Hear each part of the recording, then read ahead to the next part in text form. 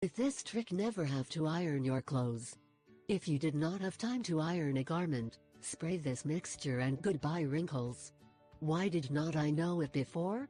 To iron is surely the task of the home that we least like to do, and let's face it, we have to do it, no matter how hard we try to stretch our clothes, throw products to the washing machine and tear wrinkles. At the end, a shirt, always have to iron it.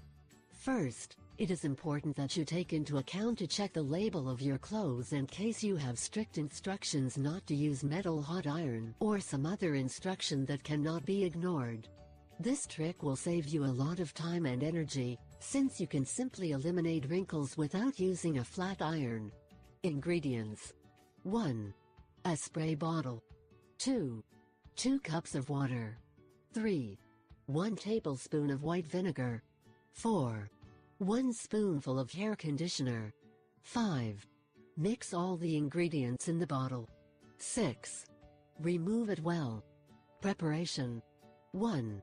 Spray a little on the crumpled garment. 2. Finally, you expect it to dry, and that's it.